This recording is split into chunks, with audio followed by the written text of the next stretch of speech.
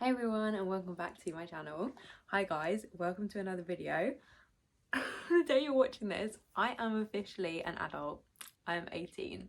So I thought in today's video we could do a big sis advice video now that I'm 18. Not that that makes me any more credible to give advice, but here we are. You also asked for it in the comments, so your wish is my command. Let's go. Okay, so I'm going to try and get through as many as possible. First one up, which quite a few people put, is gaining weight in recovery. So if you didn't know, I have anorexia and I have been on a huge journey these past, how many years? One of the things that has changed a lot is obviously my weight, because when I was really struggling, I look very different from how I look today, let's just put it that way. And that is not the case for everyone who has an eating disorder, or I think it's like 8% of people who have an eating disorder are underweight. So yeah, this is just my experience. But in terms of gaining weight, as you can see, like I have gained weight, and honestly I feel so much more confident now. Like I can't even describe it. Like now that I have gained weight compared to where I was, like honestly I feel so much more confident. Like this is just my experience again. Like I used to leave the house, feel so self-conscious, feel like everyone was looking at me and just felt so judged, which obviously shouldn't be the case because I was like really sick. So you know, those comments that I got, people shouldn't have said that because I was unwell. But yeah, I mean, you just shouldn't comment on anyone's body regardless, but internally I feel so much more confident now because I don't know, I just feel like people see me and they see me as me. They don't see me and think things immediately. I don't really know how to describe it, but essentially what I'm saying is now that I've gained weight, I am actually so much more confident, and I genuinely mean that. And honestly, gaining weight has brought me so much. Like I wouldn't be doing gymnastics. I wasn't allowed to do gymnastics a couple years ago. And obviously, you know, because of my progress mentally and physically, that's why I can do gymnastics now, and I wouldn't change it for the world. Like something I say quite a lot is I would rather live and gain weight than die and lose weight, and that's as simple as that. Next one, managing periods as an autistic person. Yeah, they're a sensory nightmare, I'll put it that way. I feel like as well for me with my ADHD, like I just don't remember to change pads and stuff like that, so obviously it makes it very difficult.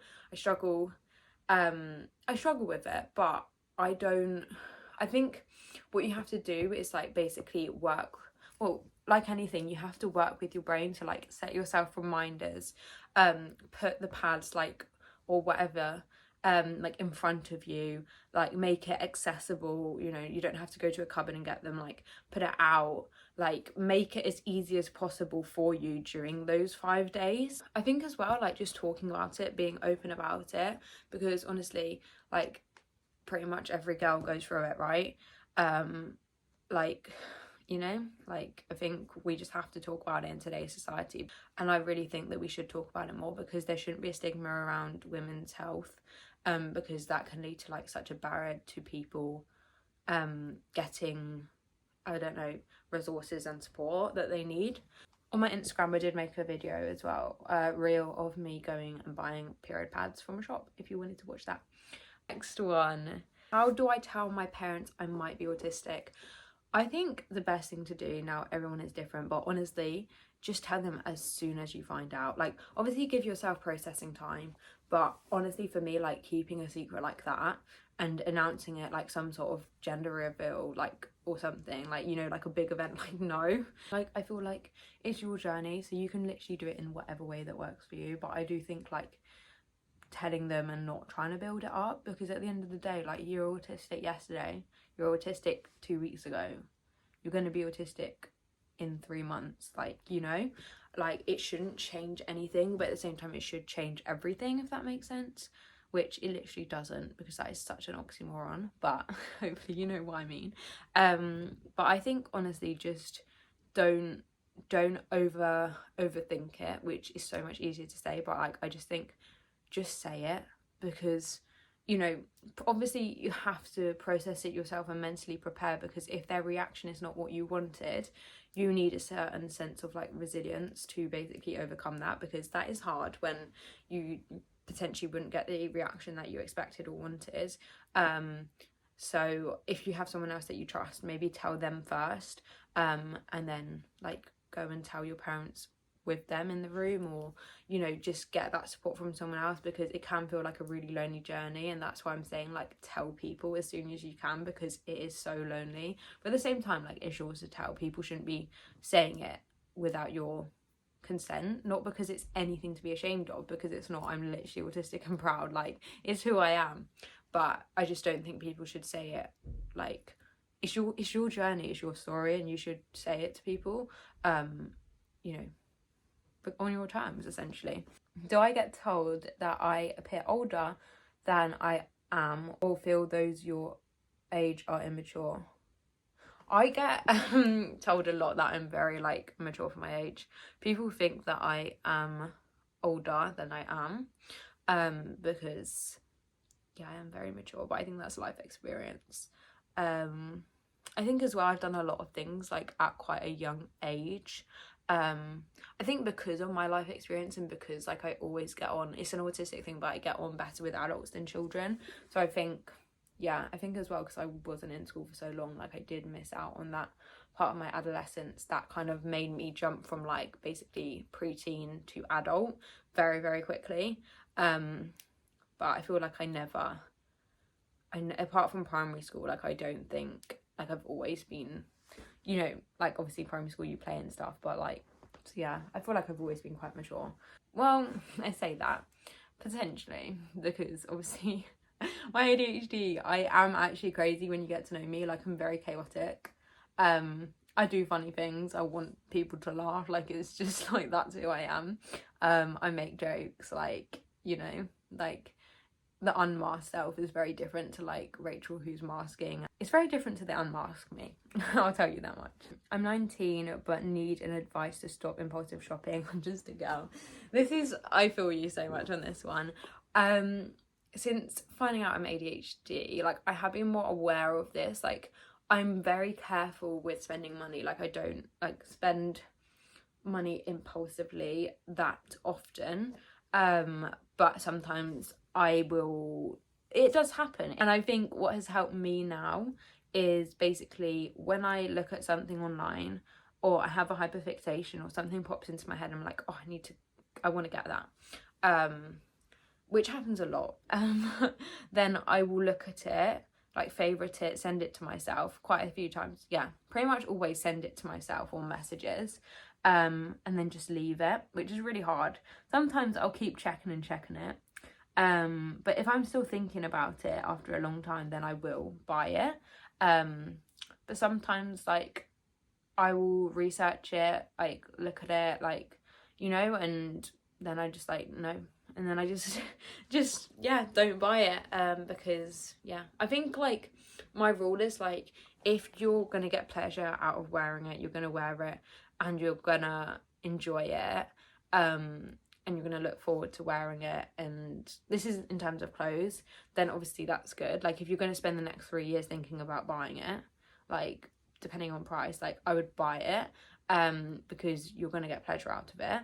But I think if you're only getting pleasure out of actually buying it and not like wearing it or using it, maybe think like try and hold yourself back, and which is so difficult, but like basically put it in a to buy folder or put it in, like send it to yourself on messages, like you know it's there, you know it's like in your basket, but don't actually click buy until like after like a week. And if you're still thinking about it, because chances are you'll think of something else and then you'll want to get that and you'll hyperfixate on that and research that and like, yeah, this is what I've always wanted, and then it'll be something else the next week, because that is literally me. So yeah, I think for me, because it's like autism and ADHD, autism's like hyperfixates on it for weeks and weeks and weeks, checks it, you know, all that sort of stuff, and then ADHD is like, no, let's just buy it and didn't even look into it sort of thing. So I think my autism does kind of like hold me back slightly in like terms of spending, because I'm like trying to yeah, like process it, work it out, like research it, make sure it's completely right, like everything like that. Also buy things that have like a returns, like free returns, because that's really important, especially for impulsive spending. Although then you have to remember to then take it back, to make it like one where you can like take it back easily, you know what I mean? Like, yeah. Or as well, ask someone else what they think, and if heartbreakingly they say you know, they don't think it's a good decision, then perhaps you need that accountability to be like, actually, maybe I won't buy it now. So yeah. Motivation. Okay, this is so hard. Someone's also put not being able to study as an autistic person, ADHD, how to know when to stop going to school, stuff like that. I would say let's tackle studying and motivation first. I think like this is something I really struggled with. I think in terms of motivation, like as an ADHDer, we've got the 4 motivators, which like urgency, interest, challenge, and novelty. So if your studying doesn't come under those 4, then you know it's quite likely that you're gonna struggle. And also you're gonna struggle as an ADHDer, or you know, because that is how your brain's wired. Like I need constant stimulation, like I need to be going this, you know, I need that. So I think yeah, it's definitely hard with studying, because it's like the first couple of weeks it's like, yeah, this is so fun, especially A levels, because like that's what you've chosen, and then it's like the novelty, challenge, everything well, not the challenge, but everything wears off, and then it becomes a lot more difficult. So I think in terms of that, body juggling is really good, where like you sit with someone and work, go to a coffee shop and work like out of the house, because that's really good, and put your headphones on as well, especially if you have intrusive thoughts. Like invest in some noise cancelling headphones. Like they don't have to be expensive, but they really help with intrusive thoughts, I've found, and also just like concentrating in general. Moving away distractions. I know it sounds so bad, but like having to move away your phone, because sometimes if you can see your phone, then it's very hard.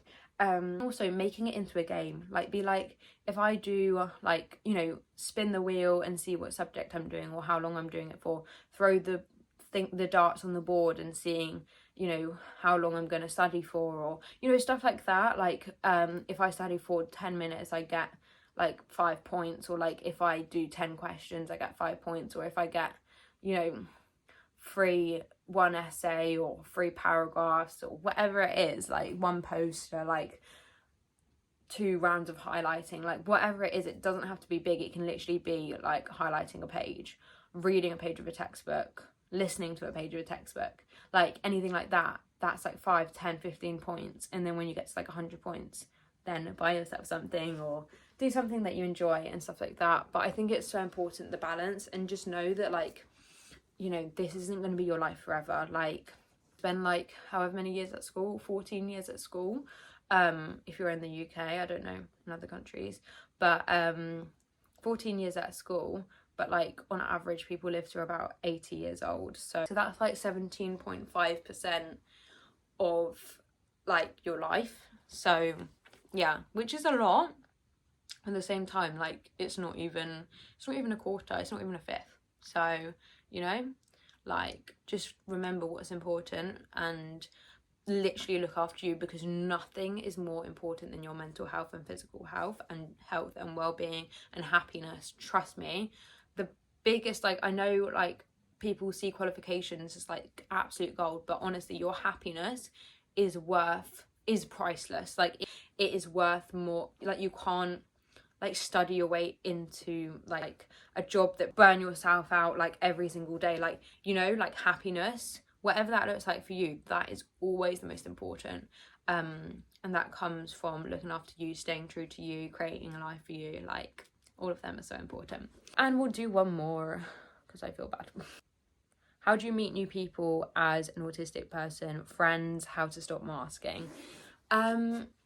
Go places with your special interest. Literally my biggest piece of advice. Go places with your special interests, and I don't know, when you're in a queue, like for gymnastics, like on a queue for the vault, or like in the, I don't know, changing room, or in the, like, I don't know, car park, or I don't know where it is, like whatever you want to do, or in the studio, or whatever you're doing in terms of your special interest, even if it's online FaceTime call, or literally just an online chat forum, or whatever it is while you're doing your hobby, or like, you know what I mean, like however you connect with other people, obviously in a safe way, just like reach out, or other people will reach out to you. And it is so scary at first, but when you make that first step, honestly, it is life-changing. And I think as well, like, don't think that like all your friends you have to make from socializing, because it's just not true. Like, most friends that you make, that I've made, is like through